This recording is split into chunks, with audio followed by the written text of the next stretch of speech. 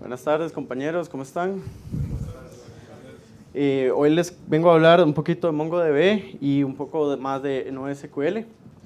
La razón de esto es que en mi experiencia he notado que muchísimos ingenieros que en algún momento han usado MongoDB tienen una idea probablemente negativa sobre la tecnología y en general de lo que es NoSQL, que la gente dice NoSQL, MongoDB, pero en realidad NoSQL son diferentes tipos de bases de datos.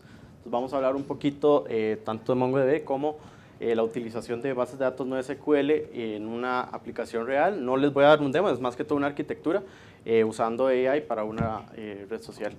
Mi nombre es Luis Córdoba. Un poquito de mí, una foto gigantesca que no esperaba que fuera tan grande. Yo trabajo en una empresa llamada Regora. Yo juego lacrosse, muy extraño en Costa Rica, pero si a alguien le interesa me habla.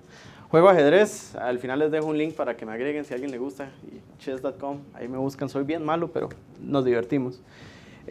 Orgulloso padre de un pequeñín de 5 y vamos a empezar un poquito. Es la primera vez que se me ocurre hacer un quote, esto es mío, espero que algún día se vea en algún lado, sea famoso. Las bases de datos antes eran en tablas. Todos en algún momento hemos visto SQL, probablemente MySQL o cualquiera una de estas bases de datos. Pero hoy en día los datos viven en todo lado, no solo en tablas. Viven en FTs, LLMs, embeddings, en tweets, en sensores de streams, IoT. Pero por alguna razón seguimos tratando de meter toda esa data en rows y columns. La verdad es que sin datos no hay AI y creo que hoy por hoy tenemos herramientas donde podemos guardar los datos y utilizarlos para el desarrollo de AIs de diferentes formas, que es una de las cosas que vamos a ver.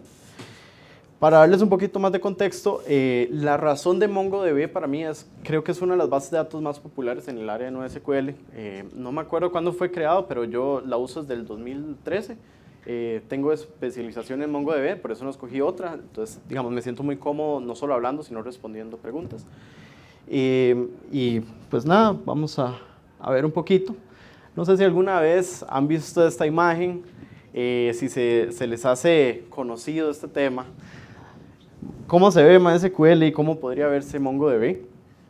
La verdad es que primer día que entro a esta empresa nueva, Regora, le empiezo a preguntar a los developers, siempre me encanta preguntar, ya sé la respuesta, pregunto qué opinan de MongoDB. Y un developer ni me contestó, solo me mandó esto y yo, bueno. Y una de las cosas que yo hago es que también soy consultor en el tema de MongoDB y tengo que lidiar mucho con el estigma de que esto es lo que pasa. La realidad es que en MySQL o cualquier base de datos relacional también puede verse desordenada. Se puede ver muy desordenada, la gente puede que no sepa dónde se están guardando los datos, no hay real estructura, por más de que sea, digámosle, estructurado por un tema de que todo tiene como su lugar, realmente la gente no sabe qué está guardando en la base de datos. ¿Qué pasa con MongoDB? Como es flexible, la gente mete lo que quiera, literalmente lo que quiera. O sea, me pasó una vez en una empresa, estaban pegando, no es MongoDB, es Firebase, pero estaban pegando Firebase desde el frontend, estaban del input guardando un número y lo mandaban a la base de datos y de pronto por todo lado, not a number, ¿verdad? Y yo, no pues, yo sé exactamente qué es esto.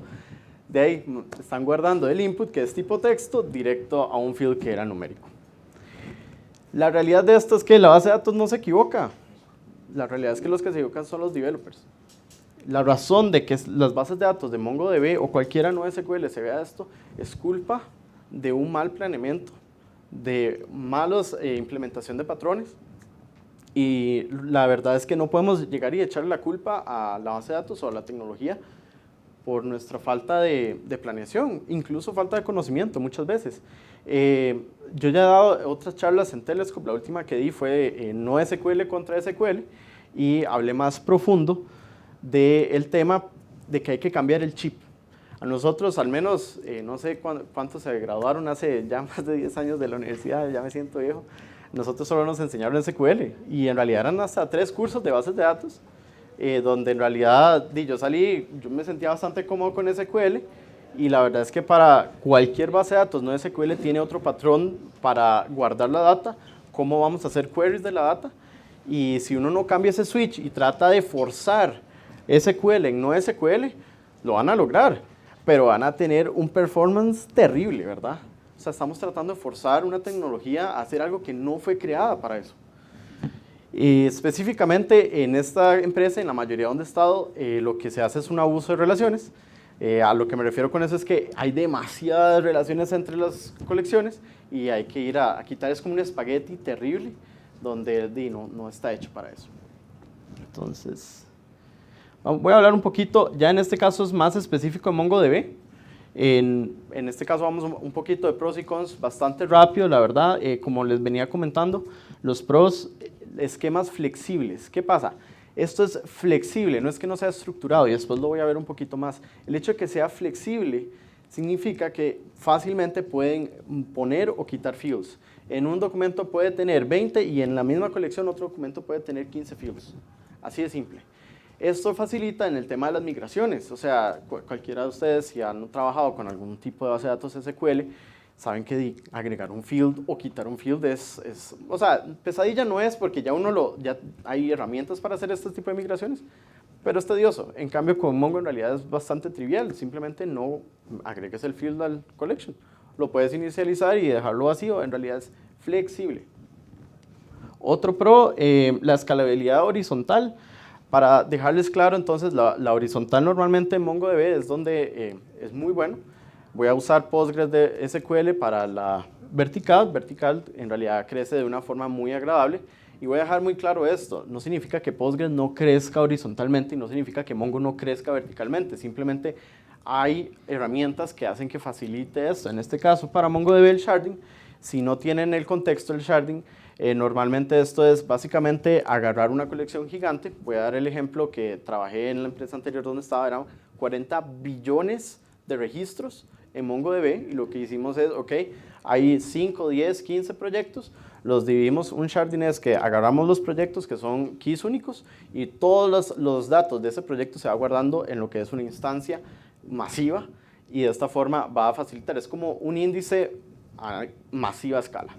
En este caso, eso facilita que cuando ya los proyectos crezcan a billones de records, las búsquedas son increíblemente rápidas. O sea, para hacer, no sé cuánto podrían esperar en una búsqueda de 40 billones, pero no estábamos seguros cómo le iba a ir a Mongo, entonces un compañero fue como, bueno, probemos con Postgres. Hicimos 2 bases de datos, una con sharding y Postgres con toda la estructura, que no es mi especialidad, no hablaré de eso. Y realmente MongoDB, voy a usar palabras lindas, le fue muy bien, le fue bastante bien, mientras que Postgres en realidad se quedó totalmente atrás. En este caso yo estaba seteando Mongo y un experto en Postgres estaba seteando Postgres y sí, definitivamente hubo una diferencia en performance. Entonces si alguna vez alguien les dice, no, MongoDB es lento, yo digo que es error capa 8.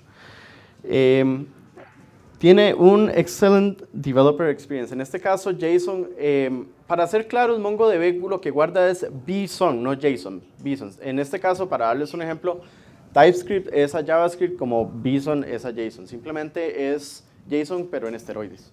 O sea, podemos guardar más tipos de datos. Entonces, en realidad, eso es lo que guarda, así es como se ve en la base de datos. Sin embargo, realmente eso igual que TypeScript pasa a JavaScript, en este caso pasamos a JSON y funciona con prácticamente toda la forma de comunicación, ¿verdad? En lo que es la web, es básicamente el estándar, entonces es bastante cómodo, out of the box ya funciona, ¿verdad? Algunos cons, sí tiene más requisitos a nivel de computacional, lo que son los índices, hay una función que son los aggregations, algunas otras cositas requieren mucho el trabajo de la RAM. Entonces sí es muy probable que si van a setear lo que es MongoDB, tal vez tenga requisitos computacionales un poquito más altos de lo que podría ser un Postgres. Postgres para mí es mi favorito en SQL, entonces en realidad hablaré un poco más de Postgres. No es ideal para transacciones complejas. Entonces aquí va de nuevo otra cosa que he escuchado en el pasado. MongoDB no soporta transacciones, no se puede hacer rollback. Esto era verdad hace como 8 o 9 años. Después de eso tuvieron un tipo de soporte parcial y hoy por hoy tienen un soporte completo de transacciones, se puede hacer rollback. Sin embargo, si su aplicación requiere muchísimo rollback, probablemente MongoDB no es la mejor, no es el ideal. Entonces tendrían que tomar eso en cuenta en el caso de que, ok, Tal vez si es muchas transacciones, muy relacional, MongoDB o NoSQL tal vez no sea la respuesta a su problema. Y consistency trade-offs es lo que estaba comentándoles. A veces el field debería ser numeral y es un string. La realidad de esto es que hoy por hoy hay herramientas para evitar estas cosas. Existe lo que es el Schema Validation. El Schema Validation es una de las herramientas que ofrece hoy por hoy para emular el tema de SQL en el sentido de que pueden ejercer reglas y ustedes le dan el nivel de prioridad o cómo actuar. Por ejemplo, le pueden decir, vamos a tirar un warning si estás metiendo un número donde debería ser un texto o simplemente no te va a tirar un error por tratar de meter un número donde no es. Entonces, voilà, listo. Tenemos ese tema arreglado. Si usted es alguien que le gusta mucho esto, que tiene la mente, en la mente tienen este problema totalmente ahí como eso va a pasar, vamos a tener nuevos desarrolladores, vamos a tener juniors, van a meter la pata porque ahí pasa, a todos nos ha pasado, yo también lo he hecho. Podemos poner reglas y ya. Y al final van a decir, entonces, ¿cuál es el punto de Mongo? Al final, el trabajo que están haciendo, creando en SQL todas las tablas de SQL, van igual que hacer algo similar en el Schema Validation, sigue siendo más pequeño, y ustedes tienen total control del tema. Entonces, al final, MongoDB es una de las cosas porque me ha gustado mucho lo que es la tecnología, está en constante desarrollo, está en constante evolución. Realmente, si tienen el hosting con Atlas, es increíble la cantidad de cosas que Atlas da, que ahorita vamos a ver un poquito de las funciones. Aquí, en este caso, no voy a hablar de MongoDB en sí, sino Document Databases. Entonces, en NoSQL hay diferentes tipos de base de datos. Mongo es Document Database, les voy a dar otro nombre al respecto, CassandraDB es otro Document Database. En este momento acabo de olvidar, Keeper es el de Firebase, Redis es el de Caché, pero honestamente se me acaba de ir el nombre. Y digamos Neo4j o NeoJ4, disculpen la dislexia, siempre cambio ahí los, es especial, base de datos para grafos. Entonces, en realidad, NoSQL conlleva muchísimas cosas y como les digo, hay que poder cambiar el chip para poder usar cada una. Si vienen a hacer relaciones en grafos, estamos perdidos, ¿verdad? Lo que les venía diciendo, las bases de datos no tienen estructura que es flexible, las bases de datos no tienen relaciones. Bueno, eso es una completa y absoluta mentira. Al final del día, las relaciones es un patrón. La realidad es que MongoDB no se especializa en relaciones, sin embargo, es un patrón que pueden utilizar para solventar problemas. Siempre pueden guardar en un field el ID de un documento y después lo pueden cargar. Así no es como normalmente se usa. Voy a dar un ejemplo. Cuando ustedes vienen en una red social, hacen un post y tienen los comentarios, puede ser que para el comentario no ocupen todo el objeto de usuario, solo ocupan el nombre. Y el nombre no es un field que cambia, o sea, a menos de que uno no va a ir al registro a cambiarse el nombre, no es usual. Todavía en la aplicación puede pasar, pero 1 o 2 veces uno cambia el nombre. Realmente lo que uno hace es que, ok, guarda el nombre en vez de guardar el objeto o la referencia, o puedes guardar el nombre en el comentario, como, ok, Luis Córdoba, en vez de guardar todo lo que es el objeto de usuario, que ya se hace más grande, o hacer la referencia y cargar todo el objeto para solo 2 fields, first name, last name. Se guarda el nombre, esto no es un dato que va a estar cambiando. Luis, es que es redundancia de datos. Sí, es redundancia de datos, pero a la hora de hacer queries están haciendo uno. Si ustedes van con SQL a hacer un join, incluso SQL por detrás está haciendo 2 queries. Sí, súper óptimo, súper rápido, sigue siendo más rápido guardar los datos en el mismo registro. Y es un dato que no va a cambiar. El peor de los casos, es que se me ocurrió cambiarme el nombre y ahora voy a cambiarlo en la plataforma, ¿ok? Normalmente el cambio no es inmediato. No sé si lo han visto en Instagram o algo, ustedes hacen un cambio y toma un rato. No solo es caché, sino que tienen que hacer la replicación en los cambios en todos sus microservicios. Bueno, lo que se está sacrificando es que el cambio no va a ser inmediato. Y como no es un cambio usual, seguimos ganando. Finalmente, que las bases de datos de documentos no son seguras para datos críticos. Eso lo escuché como en el 2011, compañeros, no es cierto. Ya, de hecho, la compañía en la que trabajé, estábamos hablando de unas 100 bases de datos de MongoDB, todas en producción, todas con diferentes datos. Y de una vez les digo, no todos los proyectos requieren solo un tipo de base de datos. He visto donde también se usa MongoDB y se usa Postgres. Entonces depende del microservicio, ¿verdad? Ahora con la maravilla de microservicios, hay alguna data que es más relacional y los queries son más relacionales, tiene sentido utilizar una base de datos relacional, mientras que otro microservicio está usando MongoDB. ¿Por qué no? O sea, al final no podemos decir solo MongoDB, no podemos irnos que en un tunnel vision, en un rabbit hole, podemos utilizar cualquier base de datos dependiendo de cuál es el requisito. Entonces quería darle tal vez a los compañeros que han escuchado ustedes de MongoDB. Ya, de hecho, afuera estaba hablando con unos compañeros y es como, sí, MongoDB no es lo mejor. ¿Alguno de ustedes ha escuchado o ha utilizado MongoDB? Por favor, levanten las manos si han usado MongoDB. Déjenla levantada a los que creen que es mala. Oh, mira, qué milagro. Okay. Ah, yo ahí vi una. En realidad, si tienen alguna duda, alguna consulta, quisiera abrir el espacio. ¿Alguna vez, compañero de, no sé si... Creo que se oye, ¿no? Una pregunta, mencionaste que Mongo sí es ACID. Para mí eso es nuevo. No sabía que ya lo soportaban nativamente. ¿Puedes hablar de eso y cómo se implementa o ya lo trae nativo y eso es lo que se puede? Sí, en el lado de ACID estamos hablando también del lado de transacción. Entonces, MongoDB ahorita cuando vos creas la parte del query tienes que crear una sesión y la sesión tiene diferentes componentes que te aseguran que sea ACID. Entonces, en ese caso, si tenés que hacer temas atómicos, cualquier cosa, consulta en el transcurso y cualquier cambio en la base de datos, todo se maneja en una sesión que podría o no eliminarse. Y de esta forma, si se ocupa hacer algún tipo de rollback, ahí se puede implementar el rollback y cualquier problema. Yo creo que tal vez el problema más grande que pasa también con Postgres, tal vez me va a salir un segundo, es que como los microservicios, a veces hay cambios por todo lado con Kafka, solo estás controlando lo que se está cambiando en la base de datos y tienes que hacer el flow a toda la data donde se implementó. Pero en el lado de MongoDB, ya el tema de con transacciones, la sesión de transacciones te tiene todos los tools necesarios para asegurar que sea ácido en todo momento. Ok, pero puedes hacer cambios fuera de sesión. Puedes hacer cambios fuera de sesión, correcto, sí. Ok, entonces si no es nativo es nada más como si se implementa dentro de framework. Yo hablo nativo en el sentido de que sí está implementado a nivel de código, pero sí tendrías que, digamos, hacerlo de la forma que Mongo te recomienda hacerlo. Sí, claro. ¿Alguno más? Yo tengo una consulta. El único contexto que tengo yo, o la única manera en la que lo he usado, es para darle memoria a un AI.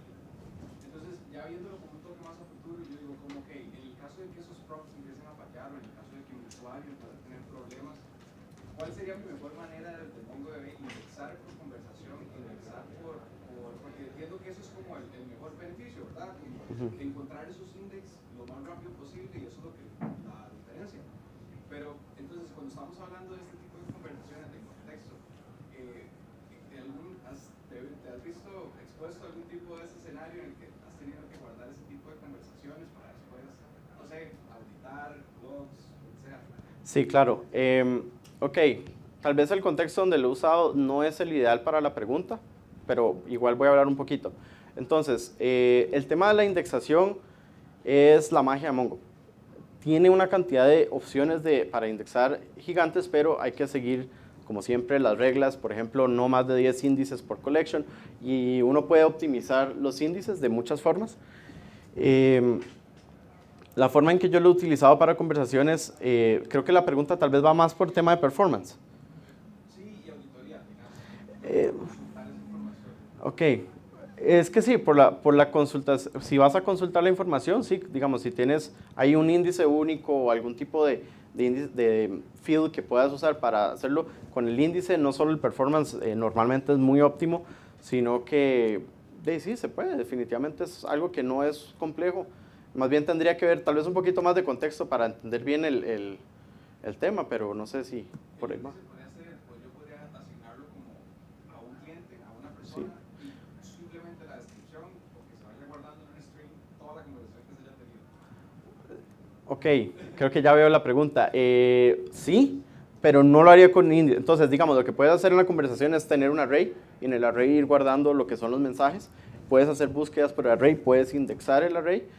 Tal vez mi única recomendación, no pases de 100 no porque no vaya a funcionar, sino que ya, ok, podemos tener temas de performance, tal vez ahí yo lo extraería a otra tabla.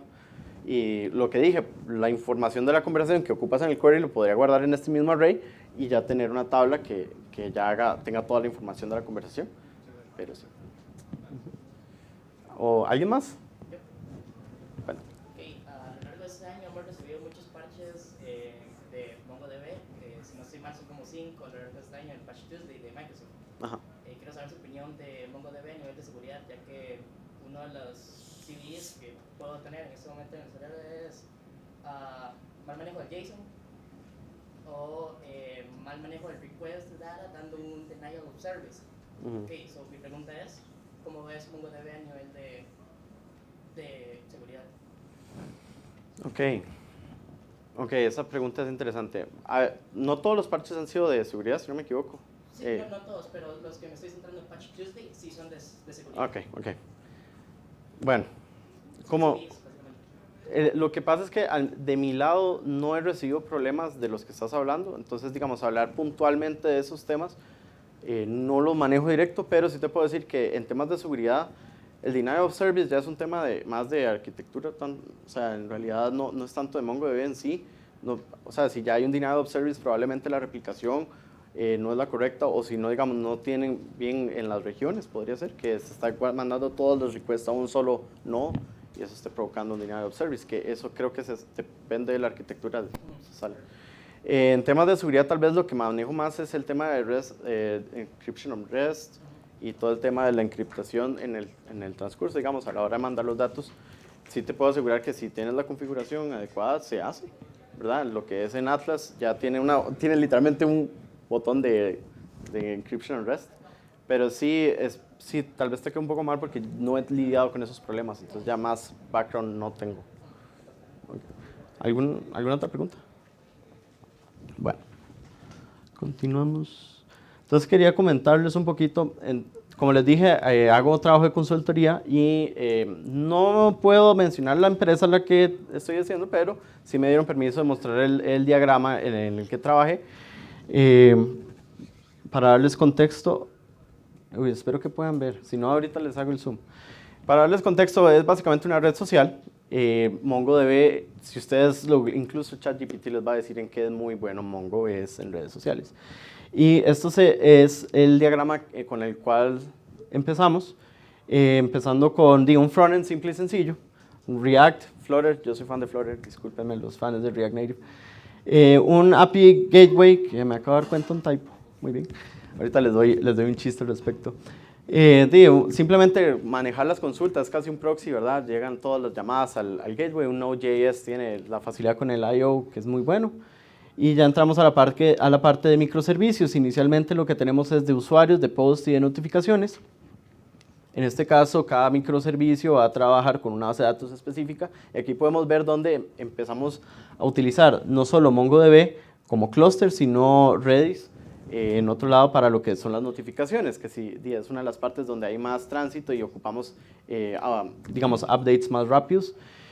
Todo esto se maneja directo al data layer y después vamos a trabajar con los chain streams. Entonces, los chain streams para mí es algo maravilloso de Mongo. La verdad es que la facilidad con la que se usa es muy, muy alta. Los chain streams básicamente es cuando hay un cambio en un collection, te da una notificación. Es un stream, si saben de programación reactiva, se ejecuta un código cada vez que sucede un cambio. Entonces, en este caso, cada vez que hay un cambio lo vamos a pegar con un Kafka connector. En este caso, Kafka lo pueden usar con cualquier cosa. Estaban peleando por usarlo con Java, parece que con Java Kafka es Apache y Java, ¿verdad? Se maneja muy bien. Y el Kafka estaría dándole la información a Snowflake para todos los datos. Ahí podríamos usar los ETLs o ELT con Airflow o DBT. Ya en este caso estábamos discutiendo cuál sería el mejor approach. Y en el warehouse estaríamos utilizándolo para analíticas. En este caso estaríamos haciendo un recommendation system para poder estar recomendando usuarios, como quienes pueden ser amistades de ustedes. Y la forma en que se estaba utilizando MongoDB era con como base de datos de vectores. ¿Qué pasa con esto? Este es un feature nuevo que Atlas está mandando. Es la utilización de vectores para poder usar sistemas de recomendación. Usan los Near Neighbor, tienen diferentes opciones. Si no me equivoco, era el ANN, no me acuerdo qué era ahí en este momento, pero son de todos los algoritmos de Near Neighbor, donde ya ni siquiera tenemos realmente que utilizar ya los sistemas de recomendación que se venden, porque la mayoría son pagados, los gratuitos no son muy buenos. En este caso, los sistemas de recomendación no solo usan esos algoritmos, pero podemos estar alimentando la base de datos de Mongo, que ya está utilizando un VectorDB, para poder hacer estas recomendaciones, y ya dentro del sistema de recomendaciones con Python ya podríamos estar metiendo otras variables para la recomendación, que ya el vector simplemente no tiene esa información, no la maneja, y todo esto estaría mandándose directo en algún punto como respuesta al frontend con toda la información necesaria. En este caso estamos viendo muchísimos, en este punto no habíamos llegado a la discusión de Elasticsearch, pero para que sepan también otra función que da Atlas con MongoDB es el Atlas Search, y contra Elasticsearch, Atlas Search trabaja con los Lucene Indexes, que es exactamente lo mismo que usa Elasticsearch si lo han utilizado. Tal vez la única parte complicada es que hay que pagar, ¿verdad? Como todo en esta vida hay que pagar, pero al final de la historia, cuando agarran la base de datos y Elasticsearch, tienen que alimentar esa data Elasticsearch y hacer todo el tema aquí. En este caso, MongoDB ya la tiene, no tienen que alimentar otra base de datos, ya la tiene ahí. Y el tema de, por ejemplo, cuando vamos a actualizar algo y hay que esperar un rato para que ya se vea actualizado, porque toma un tiempo de la data llegar a Elastic, indexar, Mongo se hace cargo de eso, haciendo todos los índices en el background. Entonces, en realidad, lo que les quiero, o sea, Mongo no me está pagando por esta presentación, Atlas no me está pagando por esto, pero definitivamente la vida se me ha hecho más fácil. En realidad, con MongoDB, bajo los requisitos, o sea, si el proyecto lo amerita, definitivamente MongoDB me ha dado más que Cassandra, por ejemplo, que ya he utilizado Cassandra, y sí se los recomiendo que si tienen esa idea de que no es bueno, o que no les ha servido, que solo sirve para POCs, demos, la verdad es que no, hoy por hoy es bastante buena tecnología. Les recomiendo tal vez seguir en Mongo University. Me sirve mucho Mongo University porque la idea funciona para las document databases. Entonces uno cambia el switch. Lo que uno aprende en la U con la universidad, con los SQL, que son 2, 3 cursos, también tenemos que aprenderlo. Las nuevas generaciones ya en las universidades ya aprenden SQL, bueno, no SQL, ya aprenden Mongo. Lo sé, que he tenido varios conocidos que ya en la U les enseñan. Más bien los que no nos enseñaron nos estamos quedando atrás pensando, no, porque no sirve. Eso realmente no es el caso hoy por hoy. Y bueno, una pregunta. claro. Basado en su experiencia, ¿usted considera que se puede reemplazar un OpenSearch con un índice de OpenSearch? Un índice de OpenSearch. Ese no, tal vez un poquito. Elastic. Lo que acabo de decir es, tienes que usar los Lucene Indexes que promueve Atlas Search. Entonces, mi respuesta, sí. Un segundo. No, ahorita solo le está dando Atlas, es un servicio Atlas y le pagas a Atlas. Entonces, sí, a menos de que no estés hosteando en Atlas, sí, probablemente iría por un Elasticsearch, sí. Ahí habría que ver el costo, porque al final... Y Elasticsearch, necesitamos tener un cluster y otras cosas por ahí. Exacto. Es lo que te decía, sí. Si el host está en Atlas, definitivamente no voy a decir ahorran, era la palabra que iba a usar, porque ahorro no hay, al final hay que pagarlo. Exacto. Pero sí, la logística, el mantenimiento, se reduce todo. Entonces, sí. Okay. Conclusiones, hay que aprender qué hace NoSQL y qué no hace. Por favor, dejemos de imitar bases de datos SQL en Mongo. No forzar los patrones y stop the MongoDB hate. No es tan mala, pruébenla. Y bueno, aquí les dejo lo que sería el link para que hagan sus cuentas de Telescope. El QR por si quieren jugar ajedrez, es que yo soy súper fan, entonces. Y bueno, no sé si tienen algunas preguntas. Los primeros 3 bueno, yo puedo hacer 3 preguntas. Vamos a hacer un evento y le vamos a dar camisas.